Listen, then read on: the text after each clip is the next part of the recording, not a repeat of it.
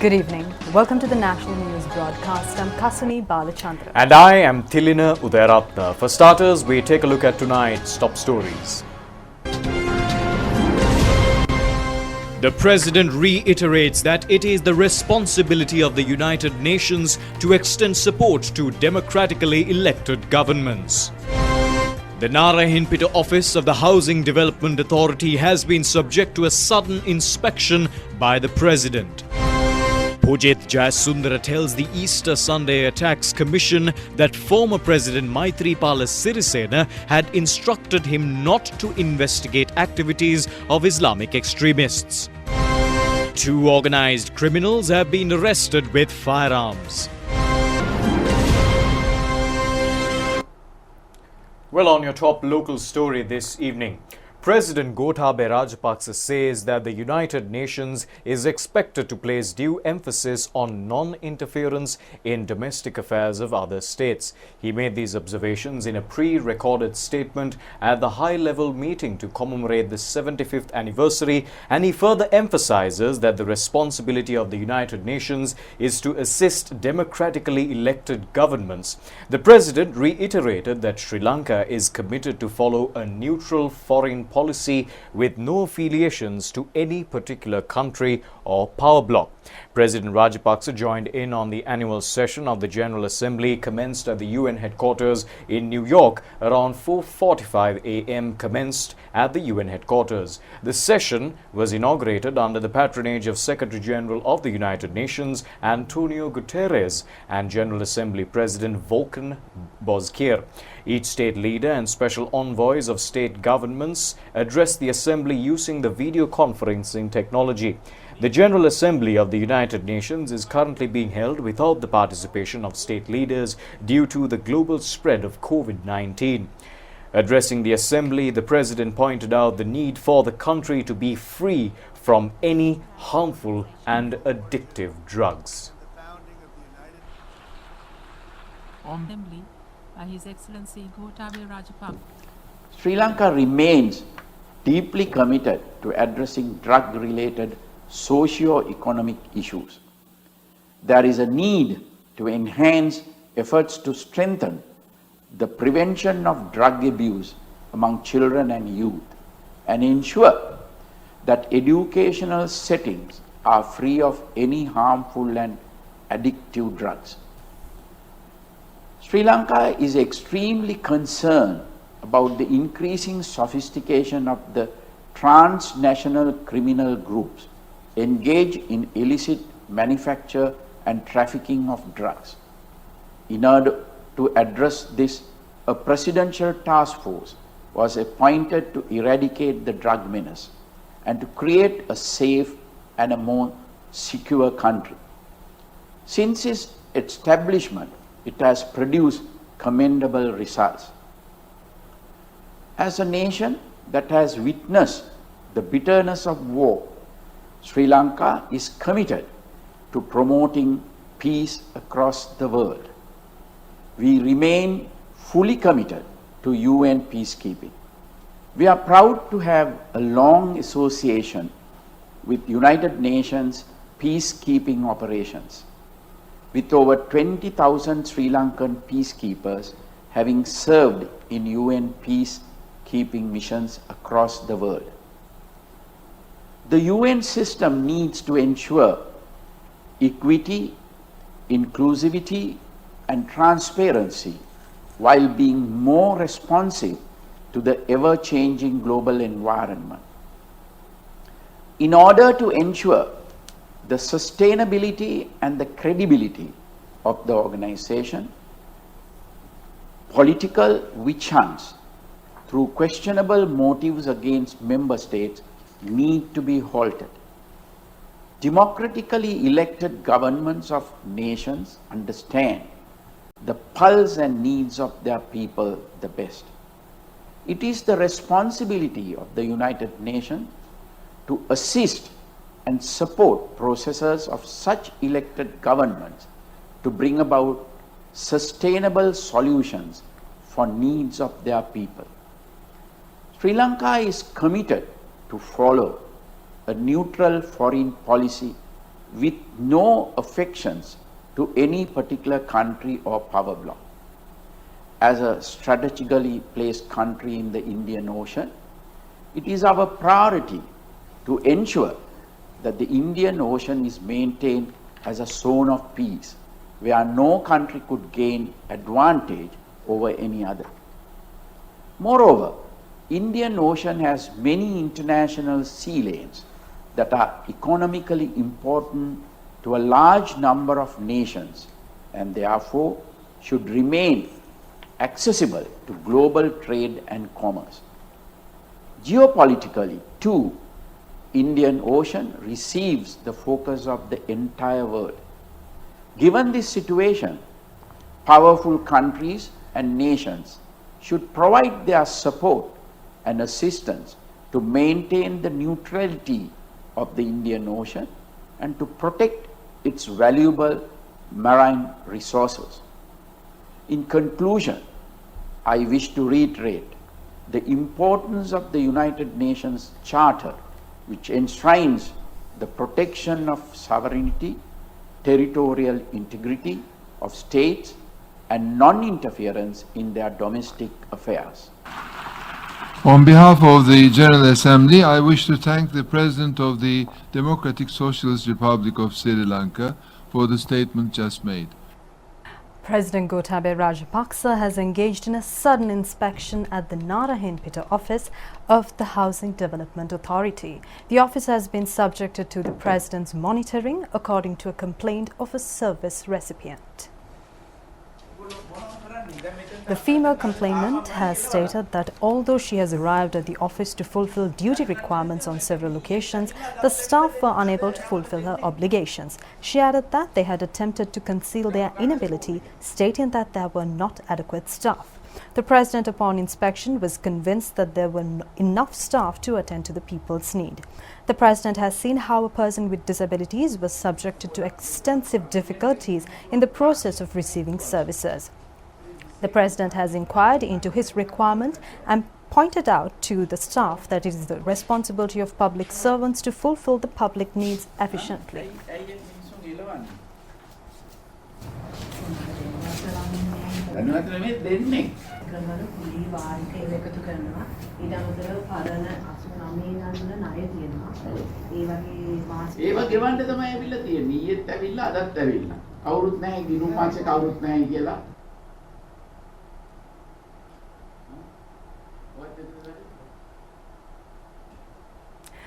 Six petitions have been submitted to the Supreme Court challenging the 20th Constitutional Amendment draft bill. The petitioners say that certain clauses in the 20th Amendment are against the Constitution. They request to deliver a verdict stating that in order to approve the amendment, a parliamentary vote with a two-third majority and a public referendum are needed. The petitions have been filed by the Samaga Janabala Vegaya, the Tamil National Alliance, the Sri Lanka Vinivida Peramuna, the Alternate Policy Centre and two other citizens. The petitioners further say that certain clauses in the constitutional amendment have violated the fundamental rights and other privileges guaranteed through the Constitution. The Supreme Court is required to deliver its verdict within 21 days. Meanwhile, Minister Kelly Rambukwalla has expressed opinion to the media on the 20th Amendment today. Minister Kelly Rambukwalla said that he considers this act as a protest that goes against the people's wishes. Clarifying his position in this regard, the minister has further stated that the president has very clearly mentioned during the presidential election campaign that he would repeal the 19th Amendment as soon as he assumed power and that the 20th Amendment will be brought forward. He added that even during the parliamentary election campaign, they have sought two-third majority in order to make changes. If not, they would not have needed a two-thirds power. The minister said the opposition has become extremely desperate due to not having the people's support. Minister Rambukwalla further said that in parallel to the present initiative, a program is underway to change the constitution. A board of intellectuals has been appointed to engage in necessary activities according to the will of people. He also said that Sri Lanka's biggest robbery had taken place while the 19th Amendment was in force. Minister Chamal Rajapaksa says that opposition parliamentarians who are unable to go before the people are requesting more police security. He made these remarks in response to a query raised by member Buddhika Pathirana pertaining to reducing security of parliamentarians in Parliament today. The adjournment proposal presented by the government group on the report of the Independent Elections Commission was debated in the House today. Parliamentarian of the Samagi Jana Balawegaya Buddhika Pathirana said that it has been a strong threat imposed on 225 MPs to reduce officials engaged in ministerial security. Minister Chamal Rajapaksa said police officials are entrusted with police duties. There are 85,000 police officers and out of this number 38,000 engage in security of MPs. The minister further said that they are bound to provide security to the entire nation. Chairman of the Presidential Task Force for Economic Revival and Elimination of Poverty, Basil Rajapaksa, says that it will be possible to strengthen the local farmer and to save foreign exchange through production of food using local black gram. He made these remarks addressing papadum and spice manufacturers at the Temple Trees yesterday. The industrialists have pointed out at the meeting that small and medium-scale industrialists engaged in manufacturing spices are facing an extensive problem due to the shortage of black gram in the market. They have further pointed out that price of a kilo of imported black gram flour is 800 rupees and the price of a kilo of refined local black gram flour is 1,300 rupees in the market. As a result, consumers are inclined to use imported variety. The national black gram requirement is 20,000 tons. However, only 5,000 tons are being locally produced. The task force says a harvest of 25,000 tons of black gram is anticipated this year under the Saubhagya project being implemented by the Department of Agriculture. The development of a country should be ensured while prioritizing the protection of the people as well as the environment. The feature today is on another attractive place built in the vicinity of Colombo in this regard. Exercise plays a major role in a person's well-being. Several years back, no adequate standardized locations were established in the country. As an effective solution, walking paths for exercising were constructed in Colombo and other provinces for the well-being of people. Now people were given the opportunity to engage in exercises while enjoying the beauty of the stunning environment that Sri Lanka has to offer. The walking path is constructed as a sub-project of the Veras Ganga project. The distance of the path is 3 kilometers. In addition, the path consists of a bicycle track that lays up to 3 kilometers itself. The only project which consists of a walking and bicycle track in the same project is the one in Borlasgamua, Bellangvilla. They were constructed on a concept of the then Defence Secretary, Gotabaya Rajapaksa. President Gotabaya Rajapaksa says that an environment will be created to produce the highest ranking Sri Lankan innovations among the world. He points out that it is a priority need to produce technologies conforming to international standards who would fulfill the demands in the local and foreign markets. The President was addressing a discussion on future plans of the State Ministry of Skills Development, Vocational Education, Research and latest innovations at the President's office. He has also pointed out the need to direct the younger generation to suit to the needs of the economy. The government will extend every incentive to encourage research. State Minister Dr. Sita Arambepola said it had been decided to entrust the duties on assisting the innovation program as well as provision of advisory and service functions to a single institute. The President has also pointed out the need to direct the National Institute of Fundamental Studies and the Nanotechnology Institute on the task of joint research and production. Attention has also been focused in depth on the requirements to update courses and syllabuses of universities, vocational educational institutions and technical colleges. The specialists have stressed on this occasion that revision of the Higher Education Act would enable to find solutions to many existing problems in syllabuses and institutions. Head of institutions have reiterated that salary scales have a great impact on the recruitment process of lecturers and advisors in the technical field.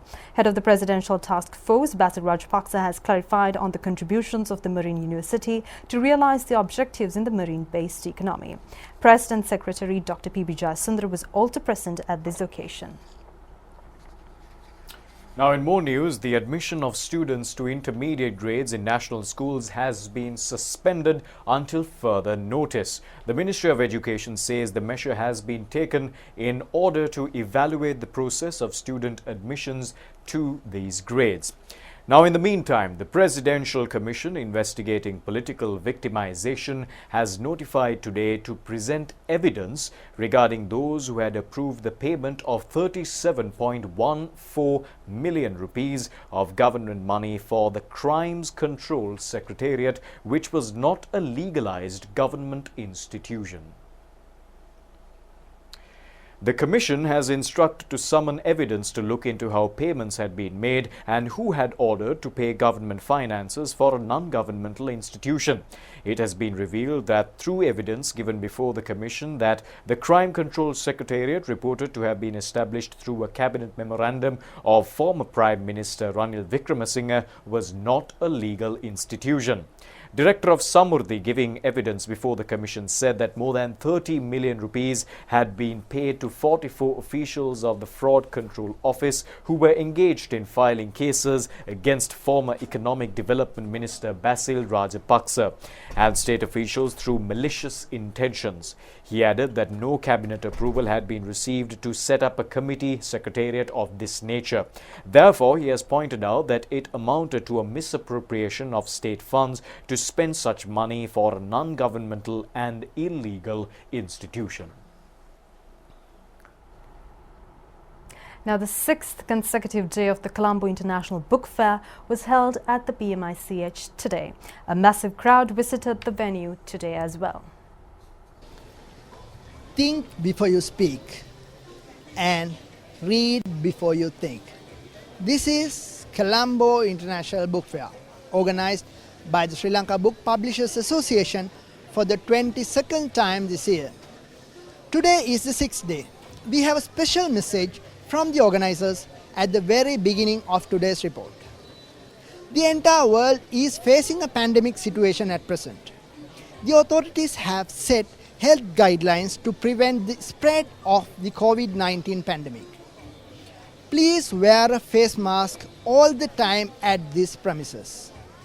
And wear a face mask to your kids as well. Do not argue with the organizers, citing various reasons not to wear a face mask.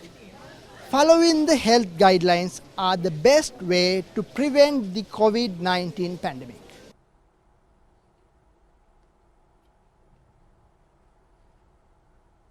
Well, as you can see, the book lovers are swarming into the premises where there are nearly 400 book stalls presented here today at the Colombo International Book Fair 2020. And also, I'd like to suggest you to collect a bookstall map from the entrance if possible, so that you won't be missing out your favorite book publishers. And also, needless to say, we live in a time where digital technology stands out. Therefore, reading is the ideal way of escapism. So please be here, visit the premises and be supportive of their creativity.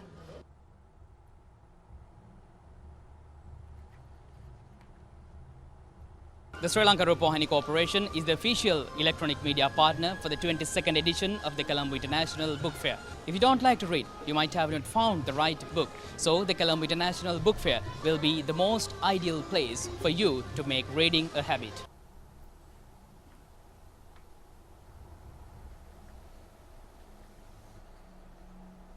Well, while the Colombo International Book Fair progresses over for the 6th day today, the International Day of Sign Language is also observed today. This day was declared in the year 2017 by the United Nations with the aim to ensure the fundamental rights of the deaf community scattered across the world. There are approximately 72 million deaf people worldwide. More than 80% of them use more than 300 different sign languages. For 2020, the World Federation of the Deaf has issued a Global Leaders Challenge, which is being organized to promote the use of sign language among the ordinary people as well. Today, the Sign Language Day was observed regionally, adhering to health guidelines which were issued due to the spread of the global COVID-19 pandemic. අපි බලාපොරොත්තු වෙනවා මේ සංඥා භාෂා ජාත්‍යන්තර සංඥා භාෂා දවසේදී අපේ සාමාන්‍ය ජනතාව හා සමගාව අපිට මේ හැම දෙයක්ම අයිතිවාසිකම් ලැබෙයි කියලා. ඒ වගේම බිහිරි පුද්ගලයන් සංඥා භාෂාවෙන් අපිට Two accomplices of organized gangster Manna Ramesh have been arrested with 2 firearms and a stock of live bullets in Avisawala. A raid in this connection was carried out by the police special task force. 4 companions of organized criminal Batrumulle Banti, arrested by the Talangama police station a week ago, had been arrested with narcotics. The 4 suspects were arrested by the fraud irradiation unit of the Talangama police station in a raid conducted last night. The police say they were nabbed in Akureguda in Battaramulla. The arrested include a woman and a retired Air Force person. 20 grams of narcotic type ice, 5 grams of heroin and 40 grams of Kerala cannabis along with several mobile phones in their possession have also been taken into police custody. Meanwhile, officials of the Crime Control Unit of the Mirihana Division have been successful in raiding a Kerala cannabis racket maintained at a residence in Uttuankanda, Talawattugoda. The police say the racketeers were engaged in the fraud, paying a monthly rent of 50,000 rupees to the house owners. Another suspect has been arrested by the police with nearly 3 kilograms of Kerala cannabis. He has been handed over to the Talangama police station for further investigations. In another raid jointly carried out by the Kotahena police station and the Western Province Intelligence Division last night, a woman with a consignment of heroin was taken into custody near Paradise Playground in Melvatha, Kotahena. The suspect had in her possession more than 4 grams of heroin and cash amounting to 180,000 rupees. Former IGP Pujith Jayasundara says that former President Maithripala Sirisena had advised him not to conduct any investigation on the Islamic extremist activities in the country. Recording a statement before the Presidential Commission of Inquiry into the Easter Sunday attacks, he said that the former president had directly intervened in the transfer process of senior police officers as well, even though the 19th Amendment had vested powers with the Independent Police Commission in this regard. Former IGP Pujith Jayasundara further said that he expects to reveal more evidence before the Commission in the future. Former IGP Pujith Jayasundara recorded statements before the Commission for the second occasion. Responding to a query raised by the Commission, he said that he never sought advice regarding law and order in the country from the Prime Minister without seeking advice from the President. He further said that due to incidents such as the formation of the 52-day government, it deteriorated the relationship between the former President and the former Minister. Witness also said that it was difficult to carry out duties with them in this regard. The Commission inquired the witness whether third parties involved in the process of the Police Commission, while the 19th Amendment had made the Commissions legally empowered. The witness said that an interference did occur as the Police Commission was not able to control the transfers of senior police officers and said that several transfers made by the Commission were in fact denied. The judge inquired on who denied the decisions and the witness said that it was the President at that time. Former IGP Pujith Jayasundara further says that as he did not receive any notice on the Security Council which was planned to be held on the 23rd of October 2018, he inquired from the then Defence Secretary Kapila Vaidyaratna in this regard. The witness said that the Defence Secretary said that this was instructed not to invite himself to the Security Council. He further said that he was not updated on anything which was discussed at the Security Council as he did not even receive anything in written. He also said that no senior official after him was invited to the council, although various other officials were in fact invited. Responding to a query, former IGP said that failure to take necessary steps to avert any impacts to the country from extremist activities occurred internationally from the years 2012 and 2013. The whole process was slumped. And also he said that certain issues arose in taking decisions due to not receiving information by himself or to himself in this regard. He also said that numerous investigations were carried out by IP Nishantha Silva of the CID, that former IGP Pujit Jayasundara further pointed out that the incident related to the former Chief Security Officer Ravindra Vijayagunawardena was also taken into account. He also said that the Security Council discussed in regard of the police officer Nishantha Silva, citing that he takes political revenge from other officers. The witness said that the then former president had directly instructed to expel Nishantha Silva from this position. The witness went on to say that he made the former president aware, along with the senior DIG of the CID Ravi Seneviratne and the director Shani Abhisekara, that Nishantha Silva could not be expelled directly as he had not gone through any disciplinary procedures before. The witness also said that although he knew that expelling Nishantha Silva would arise an outburst and discrepant with him, he had instructed the police commission to expel him still. Pujit Jayasundara further said that after former President Maithripala Sirisena arrived in the country after travelling abroad, he had inquired him on who transferred Nishantha Silva and who asked him to do it. Responding, former IGP Jayasundara said that he himself did the transfer as the President asked him to proceed in this regard in several occasions. Accordingly, the former President had said that he did not say anything in this regard and had said that he will inquire from his secretary. The witness further said that before the commission that the President was politically interfered during this period. He also said that current parliamentarian Sajid Premadas and Minister of Environment Mahinda Amaravira had questioned the former President at that time in this regard. The witness further said that at the time he had introduced the Director of the Police Terrorism Investigation Division, former SSP Nalaka De Silva, to the President. Nalaka De Silva presented several reports to the former president, which contained facts of Islamic extremism, which were rapidly kept spreading across the world and in Sri Lanka.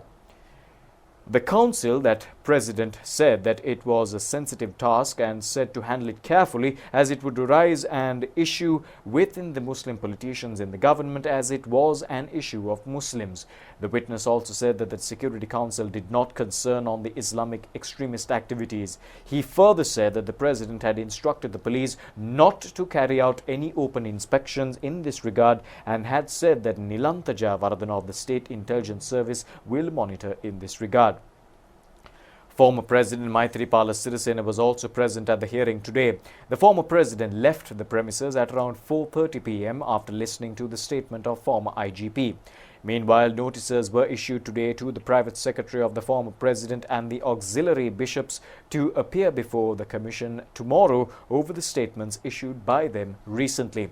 In the meantime, Minister Kehelia Ramukwella also appeared before the police unit of the commission to record a statement. Well, that's it on the news for tonight. Join us once again tomorrow at the same time. Until then, thanks for watching. Have a good night. Good night.